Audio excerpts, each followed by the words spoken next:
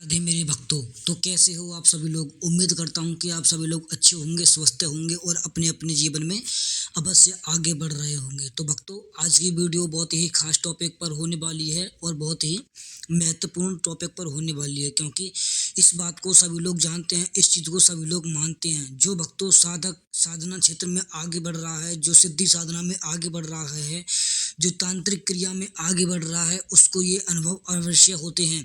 तो चलिए बात करते हैं कि हमारे पास कोई शक्ति है या नहीं है, या फिर हमारे साथ शक्ति चलती है तो हमें कैसे पता चलेगा कि हमारे साथ कोई शक्ति चल रही है या नहीं चल रही है, या फिर कौन सी शक्तियों के नियम होते हैं, या फिर शक्तियां आती हैं या फिर चली आती हैं, या फिर शक्तियों के आने के कोई संकेत भी होते हैं। ऐसे कौन कौन से संकेत होते हैं जो शक्तियां आती हैं और चली जाती हैं। मैं आपको खुद के अनुभव बताऊंगा, जो अनुभव मेरे को हुए हैं वो अनुभव मैं आपको बताऊंगा, कोई भी फेक चीज नहीं बताऊंगा। तो भक्तों, वीडियो के पार्ट तक बने रहिए, वीडियो का कोई भी पार्ट मिस ना करें। अगर आप वीडियो का कोई भी पार्ट मिस करते हैं तो आपसे आधी अधूरी जानकारी छूट सकती है, और आधी अधूरी जानकारी आप भी जानते हैं किसी काम की नहीं होती। तो बिना देरी के लिए वीडियो को शुरू करते हैं। अगर आप हमारे चैनल पर पहली बार है तो चैनल को सब्सक्राइब करें और बेल आइकन को प्रेस करें, क्योंकि हम आपके लिए ऐसे कंटेंट लाते रहते हैं। तो भक्तों, सबसे पहले मैं बता दूं, जो भी साधक साधना काल में आगे बढ़ रहा है उसको 2-3 साल हो चुके हैं, वो डेली ही पूजा पाठ करता है, केवल कुछ नहीं करता, खाली पूजा पाठ करता है, धूप जलाता है, दीपक जलाता है अपने घर में और सच्चे दिल से भगवान की पूजा करता है, तो उसके पास भी कोई ना कोई अदृश्य शक्ति आ चुकी है। ये बात कंफर्म, 100% कंफर्म है कि भक्तों, देवी देवता आपसे कुछ नहीं चाहते हैं, आपसे कुछ भी नहीं मांगते हैं, वो केवल आपकी श्रद्धा और आपकी भक्ति ही देखते हैं। तो चलिए हम कैसे पता करें कि हमारे साथ कोई शक्ति चलती है या नहीं चलती है, या फिर हमारे साथ शक्ति है या नहीं है। आप पता भी कर सकते हैं, मैं आपको कुछ संकेत बताऊंगा, इन संकेतों के माध्यम से आप पता भी कर सकते हैं। और लास्ट में मैं आपको ये भी बताऊंगा, अगर आपके साथ कोई शक्ति चलती है तो आप ऐसा क्या करें कि आपको वो स्वप्न में आकर दर्शन दे। तो सबसे पहले मैं आपको बता दूं, यदि आपके साथ शक्ति चलती है तो सबसे पहला जो अनुभव होगा वो आपको ये होगा कि आपके इष्ट के नाम का, आपके इष्ट के हिसाब से आपका जो दीपक जलाते हैं, आप जो दीपक जलाते हैं उसमें फूल बनना स्टार्ट हो जाएगा। जी हाँ भक्तों, ये सबसे पहला संकेत होता है। जब भी आप किसी देवी देवता की साधना करते हैं तो आपके दीपक में, जो पूजा का दीपक है, उसमें फूल बनना शुरू हो जाएगा। ये फूल बहुत ही साधारण सा होता है। ये फूल, अगर मान लीजिए आप भगवान शिव की पूजा करते हैं तो आपको त्रिशूल के आकार का दिखाई दे सकता है। ये फूल आपको डमरू के आकार का दिखाई से दे सकता है। ये फूल आपको गंगा माँ के दिखाई दे सकता है। ये फूल आपको अपने इष्ट देव के द्वारा अस्त्र शस्त्र के हिसाब से भी ये फूल दिख सकता है। तो आपको पहचानना है कि आपकी दीपक में कौन सी फूल बन रहे हैं। तो ये पहला संकेत होता है। दूसरा संकेत ये होता है कि यदि आपके पास कोई शक्ति है तो आप जब भी पूजा करने बैठते हैं तो आपको अदृश्य सी सुगंध सी आती होगी। आपको ऐसा लगता होगा कि कोई फूल है, कोई दीपक है जो आपने कभी महसूस नहीं की होगी, वो आपको सुगंध आती ही होगी। तो वो सुगंध आपके इष्ट देव की होती है। आपके पास जो सिद्धि होती है, आपके पास जो साधना होती है, वो आपको ये दिखाई देती है।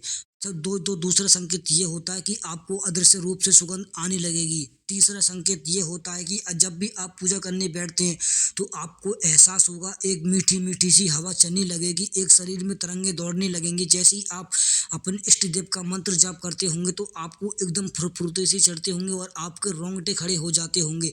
ये तीसरा संकेत और बहुत ही पावरफुल संकेत होता है कि आपके पास कोई ना कोई अदृश्य शक्ति है और आपके पास कोई ना कोई सिद्धि साधना प्राप्त आपको हो चुकी है। और भक्तों, जो चौथा संकेत होता है वो आपको ये होता है, जब कभी भी आप माला जाप करते हैं तो आपके आंखों में से आंसू और उबासी आना शुरू हो जाती हैं। ये भक्तों कई दो प्रकार से हो सकती हैं। या तो आपके साथ कोई नेगेटिव शक्ति है तो आपको ये उबासी आ सकती है, अगर आपके पास कोई पॉजिटिव शक्ति है तो आपको ये उबासी आ सकती है। मैं आपको बताऊंगा इन दोनों में डिफरेंट क्या होता है। ये दोनों में डिफरेंट बस केवल यही होता है, अगर आपके पास पॉजिटिव शक्ति होगी तो आपको बहुत लंबी लंबी उबासी आएंगी और आपके आंखों में से आंसू बहने लगेंगे। ये आंसू आपके अंदर जो मलिनता होती है उसे बाहर निकालते हैं। और भक्तों, अगर आपको छोटी छोटी उबासी आती हैं, ज़्यादा उबासी आती हैं, आपको पूजा पाठ में मन नहीं लगता है, आपका ध्यान भटकता रहता है, तो आपके पास कोई नेगेटिव शक्ति जरूर चलती हुई है। तो भक्तों, ये हो गए आपको चौथा संकेत। पांचवा संकेत ये होता है, यदि आपके पास कोई सिद्धि साधना है तो आपको अक्सर स्वप्न में आपके देवी देवता के दर्शन होते रहेंगे। जी हाँ भक्तों, ये सबसे पावरफुल संकेत होता है। जब कभी भी आप अपनी सिद्धि या साधना, अपने भक्त की, अपने इष्ट देव की आराधना करते हो तो आपको स्वप्न में 3-4 दिन बाद या 7 दिन बाद आपको या पूर्णमासी पर या अमावस पर आपको अपने इष्ट देवता के दर्शन अवश्य प्राप्त होते रहेंगे। और भक्तों, 5वां संकेत ये होता है कि जब कभी भी आप, चाहे आप 11 बजे सोओ, चाहे आप 12 बजे सोए, चाहे आप 2 बजे सोए, यदि आपकी आंख ब्रह्म मुहूर्त में खुलती है, जी 4 से 6 के बीच में आपकी आंख खुल जाती है, तो आप माने या ना माने, आपके साथ अदृश्य रूप से कोई सिद्धि साधना अवश्य चलती है। ये तो हो गई जो संकेत जो मैंने आपको बता दिए। अब आपको ये पता चल गया है कि आपके साथ कोई ना कोई शक्ति चलती ही है।